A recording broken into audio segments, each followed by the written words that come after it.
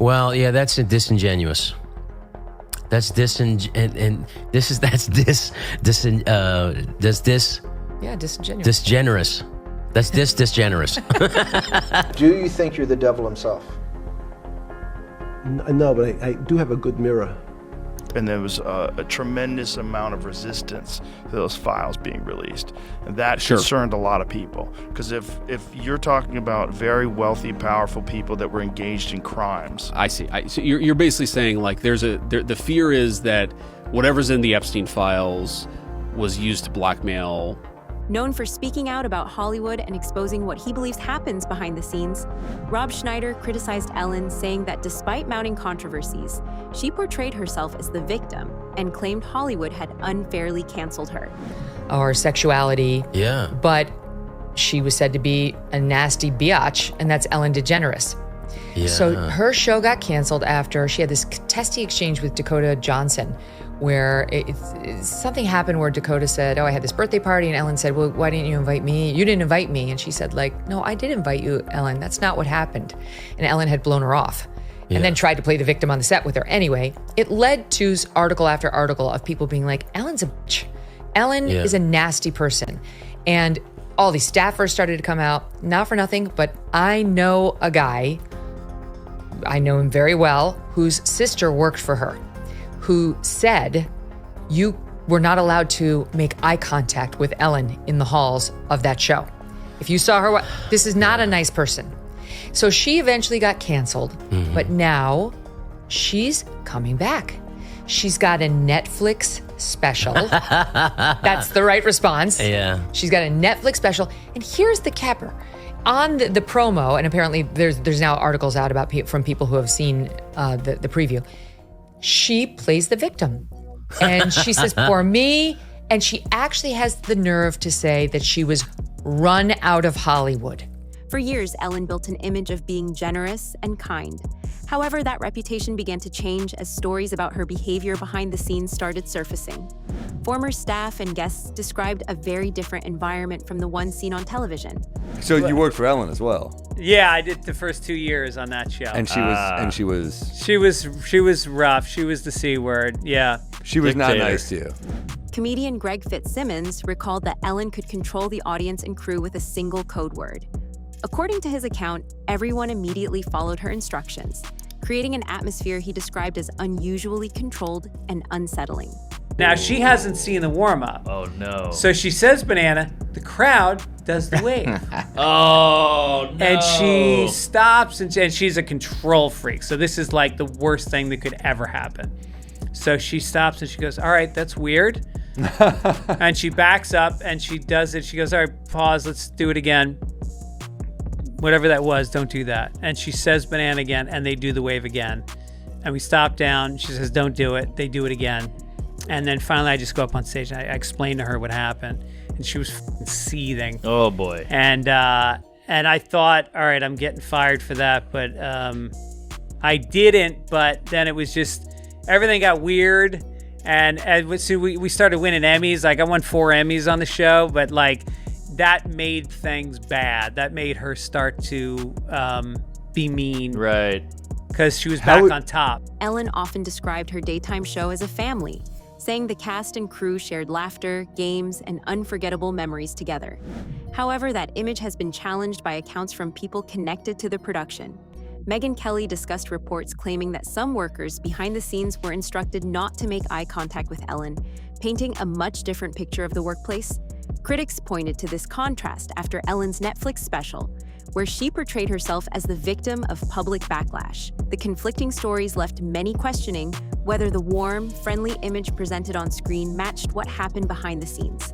Ellen describes the work environment she remembers. It was a family to me. We had so much fun together at that show. We laughed all the time. We played games all the time. I felt it was not a family. It was an atmosphere of fear.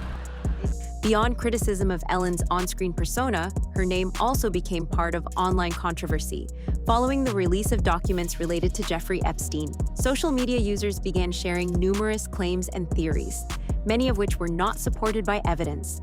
One widely circulated post came from ex-user Whiplash347, who wrote, The Epstein files expose Ellen DeGeneres as Hollywood's most prolific cannibal. She ate children's flesh. As commentators reviewed emails associated with the Epstein case, they pointed to several unusual phrases that they believed deserved closer examination. They argued that some references appeared unusual in context and speculated that the wording could have meanings beyond everyday conversation. Those observations have fueled extensive discussion and many online theories about the messages. Talking about beef jerky, have you had time to go through those? There's one here. Thank you so much. Super cool. IT guy setting up Surface right now. We are ridiculously excited, and beef jerky delicious. Thank you, Thanksgiving. So yeah, it is very. Now I've got all those emails saved. I'd actually had somebody send me all of those to say, hey, would you check this out? So I have them. I have not read through all of them, but there's no shortage of terms that are phrased in a peculiar way. Muffin is another one. I've seen that a couple of times. I talked about when he says whoops. That seems to be in very sometimes he says that in very odd terms that seem like they're referring to somebody dying or getting killed. So there definitely seem to be code words. So the pizza and grape soda thing, here's one example of that. So yeah, this is better than a Chinese cookie. See attached. Let's go for pizza and grape soda again. No one else can understand. Go no.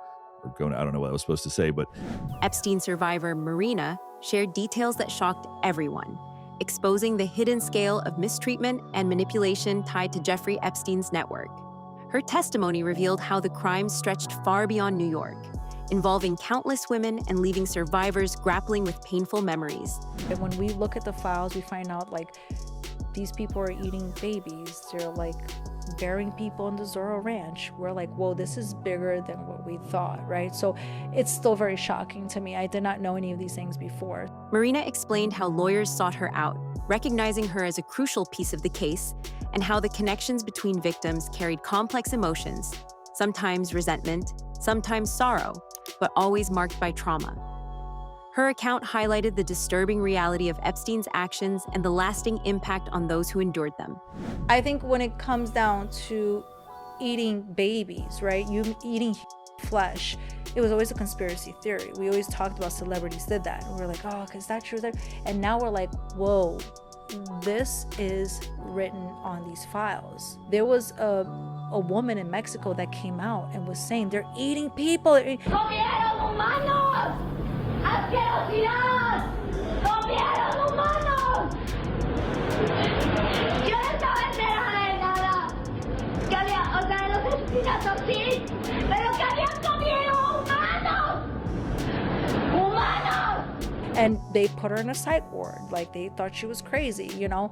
So I do think, I think when we looked at the video where Jeffrey Epstein is like, doing this with his mouth moving around because he had like I don't know what he had there. It looked like it was... They say it's something you get when you eat flesh, right?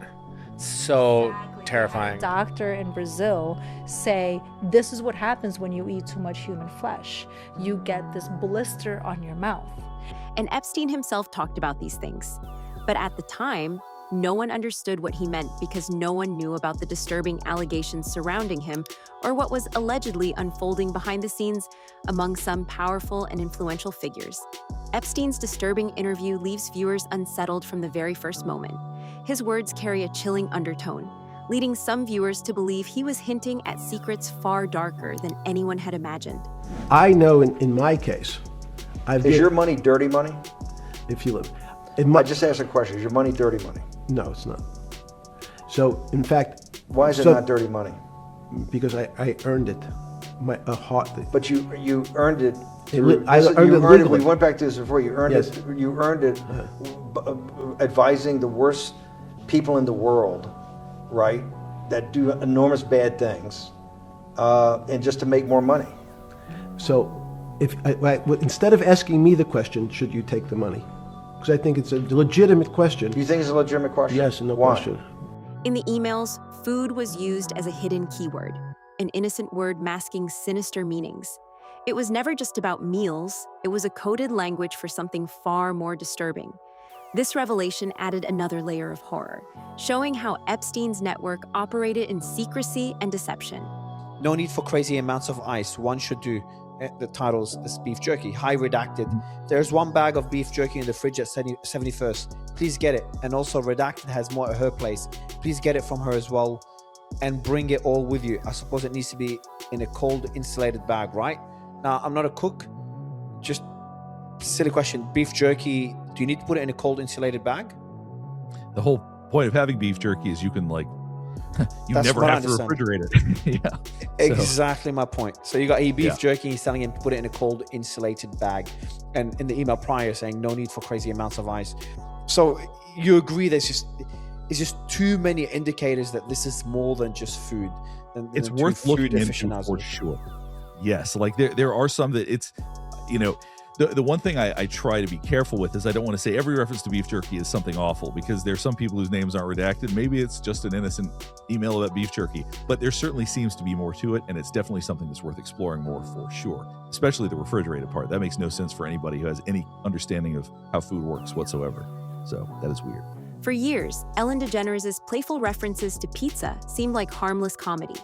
At the Oscars, she famously staged a pizza party, ordering boxes for Hollywood's biggest stars as if it were a casual joke. Audiences laughed, seeing it as quirky entertainment. But after the release of Epstein's files, many began revisiting these moments with a darker lens. Suddenly, pizza was no longer just food. It appeared to carry coded meaning, a hidden language whispered in emails and conversations. I like I'm going to bed at 9. I can't come over. Your thing starts at 8:30. So yes, she can handle it. She can handle it. And her parties are incredible at her house too. Yeah, she does have good parties, and she makes good pizza as well. She makes great pizza. Wonderful pizza. All right, just y'all are all like, whatever. In one interview, Ellen casually brought up pizza out of nowhere, which seemed odd at the time. Later, conspiracy theorists pointed to this as evidence of coded speech. At the Oscars, when Ellen offered Lupita Nyong'o pizza and Lupita declined, Ellen's reaction, walking past without pressing further, was interpreted as her recognizing who was in and who was not. What once looked like lighthearted banter now feels unsettling, as if layered with hidden intent. Thank you so much. Thank you. Lupita, you gonna have some pizza? Okay. Here's what I'm gonna do. You're not. You gotta be it. All right. The files revealed that pizza was often used as a keyword, a mask for something far more disturbing. This revelation reshaped how people viewed Ellen's repeated pizza references. In addition, let's put G4 up on the screen. There was also a lot of language that appears to be coded regarding food. I wanted to let you know the crew really appreciated the pizza. Another email read, "This is better than a Chinese cookie, see attached. Let's go for pizza and grape soda again." This one talks about, yeah, that's the pizza. You mean radiating a soft glow with the look of bliss and excitement. There's one more, I think, in this list as well. Sorry, I have no stomach for even the slightest aggro. I don't have the stomach for it for any drama, imaginary or real. I'm still fragile off the last one and scared of shadows. This is in response to some videos. Another theory that circulated online focused on the design of Ellen's talk show set. Some social media users claimed that the colors, tropical style, wooden features, and overall atmosphere reminded them of images associated with Jeffrey Epstein's private island. Supporters of the theory argued that the visual similarities were too noticeable to ignore. Did you know that Ellen DeGeneres' stage set is exactly the same as on Epstein Island, with all the couches, the same colour, the same soft furnishings, palm trees, window, everything to the T? And I'm like, really? Yeah. Wow. Oh. Hey, we're getting some up now. Getting some up now on our screen. Yeah, there's palm trees. You're right. But look at the backdrop behind her, striped building, Emma, there's palm nothing trees. to see here. So don't berate her. I'm not berating, I'm just saying. I'm going to look further. Joe Rogan and J.D. Vance discussed how the Epstein files revealed the involvement of high-profile individuals, making the case far more complicated than the public realized. Rogan pointed out that when powerful names are linked to crimes, there is immense resistance to releasing information. The fear was clear. If the full details came out, many influential figures could face cancellation or worse. Vance acknowledged that communication around the Epstein files was poorly handled, but denied that it was an intentional cover-up. He explained that binders and documents shown publicly were largely already released, yet the perception remained that something was being hidden. Like the administration into doing the Iran thing. Or at the very least, the people that were involved in the Epstein files that didn't want them coming out had undue influence. Well, again, like, say this with all candor, like, we absolutely screwed up the comms of the Epstein files. Like, we just did. But do I think the reason we screwed up the comms is because we were trying to hide something? No. I think the reason we screwed up the comms of the Epstein files is one, you know, Pam Bondi said, the client list is on my desk, right? Well, they had binders. They were standing 100% right in front. But those binders were largely documents that had already been released, right? So here's, let me try to defend. Purpose of that performative display of the Epstein files? And she was saying there's tens of thousands of hours of film. I don't know what the purpose of it was, but I know that the effect of it was to make people mistrust the entire effort. The conversation highlighted the suspicion that Epstein's files could have been used as leverage or blackmail, influencing decisions at the highest levels. Rogan emphasized that the secrecy surrounding the files concerned many, especially given the scale of Epstein's network. We found out 3 million of them are actually responsive, has something to do with the Epstein estate. We release all of them, with the exception of a few things that are like, you know, the courts have said that we have to redact certain things or we can't release certain files. But like, we did release all these files. Did it take longer than it should have taken? Yes. But we did release these files. And again, the problem here is not like anything that's in the files or not in the files. The problem is, if you go back to the original investigation, it was designed in a way that was way too narrow. If there was a broader conspiracy, and you know my view is that there probably was, the evidence that existed in 2007, that was the opportunity to get So it. when you say there probably was a broader conspiracy, what exactly are you saying? I think there are a few different options. Survivors of Jeffrey Epstein have repeatedly emphasized that he was not acting alone. Their testimonies reveal that Epstein's crimes were supported by a network of powerful individuals, including celebrities, politicians, and business elites. This web of influence made the case far more disturbing. For excessive bleeding. I wasn't too sure what happened. I woke up in Jeffrey's room in New York, not in his room, sorry, in his house, in my 4th floor room, and the sheets and the bed covers were all white, and I woke up with a pool of blood. Virginia Giuffre's story remains one of the most powerful accounts tied to Jeffrey Epstein's crimes. In her memoir, Nobody's Girl, published posthumously in October 2025, she exposed the disturbing connections Epstein had with elites, including Ghislaine Maxwell and Prince Andrew. Giuffre described how she was groomed as a teenager, trafficked to powerful men, and even pressured into roles far beyond her control. It's a harrowing read, and it'll make you feel uncomfortable, but these are the excerpts that stood out for me from the memoir written by the late Virginia Giuffre, which has just been released. In it, she describes being trafficked by Jeffrey Epstein to, quote, a man who raped me more savagely than anyone had before. Now, it's worth noting that in the US edition of the book, she described the man in legal filings only as, quote, a prime minister, and that he had repeatedly choked her until she lost consciousness and, quote, took pleasure in seeing me fear for my life.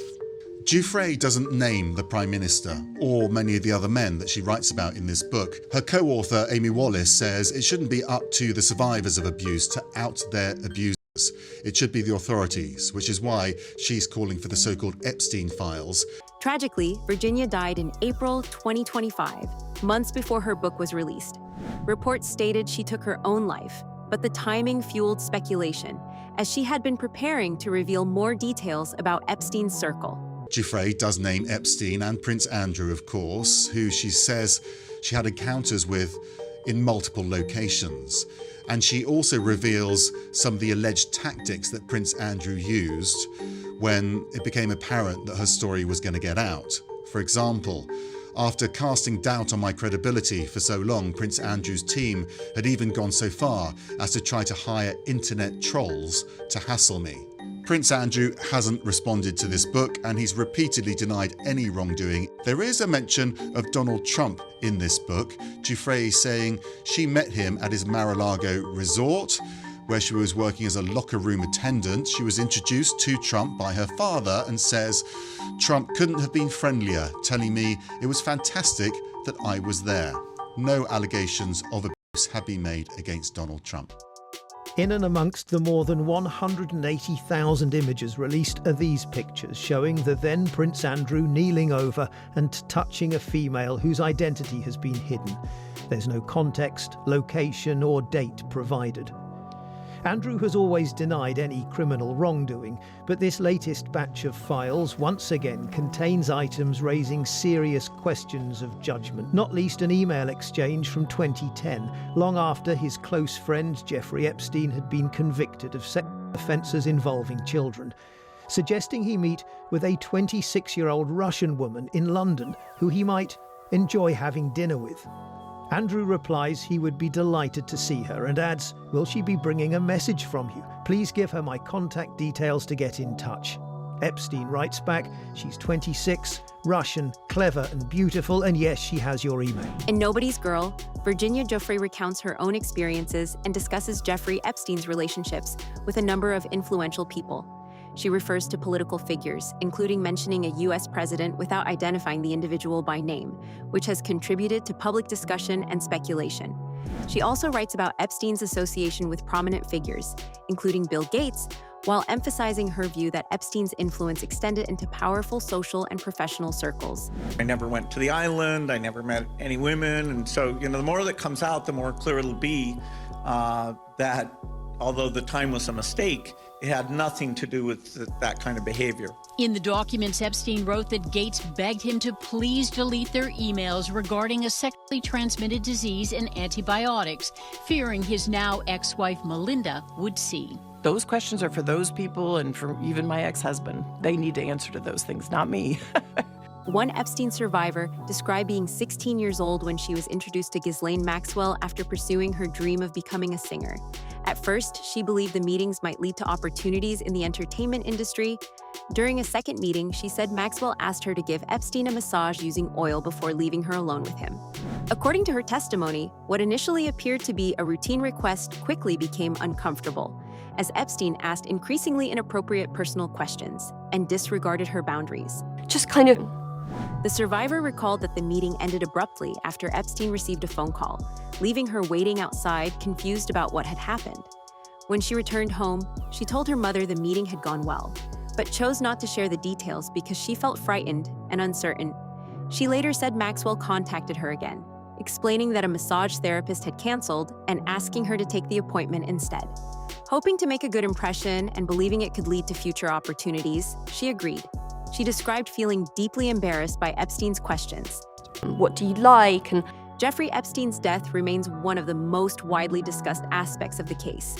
His death in jail, along with documented security failures and procedural irregularities, has generated extensive public debate and numerous theories online. While the official ruling was suicide, some people continue to question the circumstances and speculate that his death may have prevented additional information about his associates from becoming public. Those claims remain unproven, and no conclusive evidence has established that Epstein was killed to protect other individuals. You said Jeffrey Epstein committed suicide. People don't believe it. Well, I mean, listen, they have a right to their opinion, but as someone who has worked as a public defender, as a prosecutor, who's been in that prison system, who's been in the Metropolitan Detention Center, who's been in segregated housing, you know it's suicide when you see one, and that's what that was. He killed himself. You want me to? I've seen the whole file. That's it for today's video. Stay tuned until next time.